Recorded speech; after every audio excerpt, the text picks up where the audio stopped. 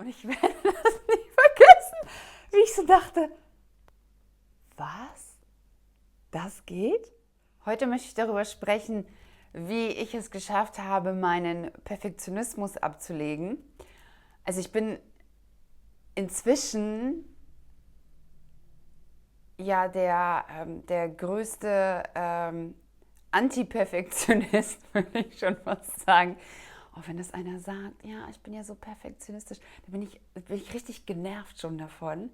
Ich meine, weil ich war früher die Königin des Perfektionismus. Also im Sinne von, im Grunde ist das ja nur, das klingt so schön. Und ich merke auch richtig, dass wenn die Leute das sagen, dass die dann glauben, dass es was Gutes ist. Und das habe ich ja auch. Das ist so, ja, damit sagt man so ein bisschen, ja, ich habe ja so viel, so Anforderungen an mich und ich erreiche sie immer und ich bin ja eigentlich dann so toll. Und nein, im Grunde bedeutet das, dass man Situationen, sich selbst, was auch immer, nicht annehmen kann, wie sie sind und dass man da auch irgendwie nicht mal einen Punkt setzen kann.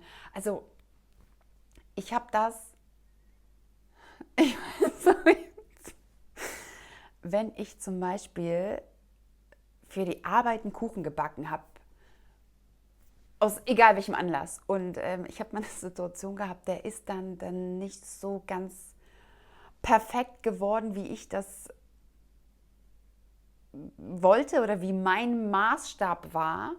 Da bin ich wirklich noch abends in den Supermarkt gelaufen, habe alle Zutaten neu gekauft und diesen Kuchen neu gebacken, obwohl der davor völlig in Ordnung war. Alle hätten sich gefreut, alle hätten gesagt, super, voll lecker, danke, großartig. Nein, für mich war, ich weiß jetzt gar nicht mehr, irgendwas hat da für mich nicht gepasst, keine Ahnung, war nicht rund genug oder ich weiß es nicht. Auf jeden Fall habe ich den dann, und ja, weil ich hätte mir diese Blöße ja nicht geben können, dass ich dann einen Kuchen bringe, der meines Erachtens nach nicht perfekt ist. Und dann hätte irgendjemand mich kritisiert, damit hätte ich schon mal gar nicht umgehen können. Weil dann hätte ich wahrscheinlich eine Woche nicht schlafen können und dann darüber nachgedacht, warum ich bin dann ja nicht gut genug, weil ich diesen Kuchen nicht so gemacht habe. Und es gab einen Schlüsselmoment, da hatte nämlich eine Kollegin eine Torte mitgebracht, die nicht durchgebacken ist, was ja, für mich wäre das eine Katastrophe gewesen. Also ich hätte dann entweder gar nichts gebracht oder ich hätte natürlich alles neu gemacht.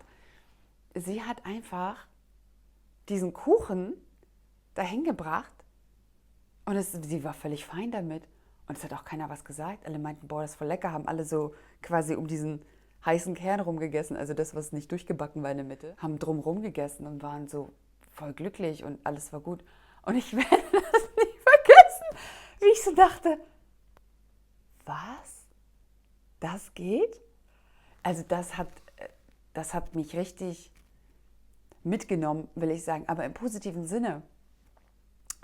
Und ich habe dann angefangen, das auch so zu etablieren, aber natürlich erst, nachdem ich das immer mehr an die Spitze getrieben habe. Also das ist irgendwann, kann man einfach auch das nicht mehr, wie soll ich sagen, dieses Level auch nicht mehr halten, weil Perfektionismus das ist ein Fass ohne Boden. Wo hört das auf? Wer setzt denn den Maßstab dafür? Das ist ja unendlich. Also da gibt es gar kein Ende dann. Und du kannst dich damit im Grunde nur in den Wahnsinn treiben. Es ist ein nicht zu erreichendes Ziel. Und es führt letztendlich, löst es ja in einem nur negative Gefühle aus. Du bist nie zufrieden. Also du kannst ja auch nicht zufrieden sein, weil das, was du erreichen möchtest, das ist nicht zu erreichen. Und es ist dann auch immer, da wird immer noch mal dran rumgeschraubt und verbessert und gemacht. Aber irgendwann gibt es das auch nicht mehr zu verbessern. Und ein perfekter Zustand kann einfach auch sein, dass es so ist, wie es ist. Ohne dass man da jetzt immer dran rumschrauben muss. So. Und ich meine, das Gute für mich jetzt ist, dass ich ja diesen Perfektionismus für mich gelöst habe und es lebt sich damit so viel einfacher. Also ich war bei so einem Malkurs und dann habe ich das einfach so für mich hingemalt und ich war dann so, wow, es ist nicht perfekt, aber es ist großartig und im Grunde ist es doch perfekt, wie es ist. Und dann habe ich mich daran erinnert, wie ich früher, ich hätte da also wirklich bis in die Unendlichkeit gemalt, ohne mal zu sagen, oh, jetzt ist es gut, weil immer noch was nicht gut genug ist. Also immer dieses, nee, es ist noch nicht gut genug, wir müssen das noch besser machen, das muss doch, nein, was soll das? So, und das Problem ist, wenn man aber merkt, dass andere diesen Perfektionismus für sich noch nicht abgelegt haben und das dann immer auf einen übertragen wollen, das treibt einen in den Wahnsinn. Also, weil dann wird ja wirklich aus so Kleinigkeiten ein Riesenfass aufgemacht. Und dann kommen sie dann mit ihrem, ja, also ich bin ja sehr perfektionistisch und das geht ja auch in so einen Kontrollzwang dann über. Und das sind wirklich, das ist ungesund und das ist wirklich, wirklich toxisch auf allen Ebenen. Und dann, es ist ja auch so, dass die Leute das dann, ich will fast sagen, wenn man dann das so einfließen lässt von wegen, ja, also es ist okay, aber ja, da kommt wieder der Perfektionismus bei mir durch und das ist so ein bisschen fast, als würde man damit sich davor schützen wollen, dass wenn jetzt jemand anderes irgendwie Kritik äußert zu dem, was man gemacht hat, und falls der sagen würde, ja, das ist irgendwie nicht gut, dann kannst du dann sagen, ja, aber es ist ja auch, ja, wie soll ich sagen, man kritisiert sich quasi schon im Vorhinein, bevor jemand anderes das macht. Vielleicht um sich davor zu schützen, dass jemand anderes das macht, dass die anderen dann sagen, ach nein, das ist doch super. Ja, aber man kann doch auch einfach mal ehrlich sagen, ja, bin ich jetzt nicht zufrieden mit, aber ist okay. Was passiert denn Schlimmes? Gar nichts. Aber letztendlich, wie habe ich das denn integriert? Also das waren eigentlich so immer wieder verschiedene Situationen, an denen ich quasi innegehalten habe und gedacht habe,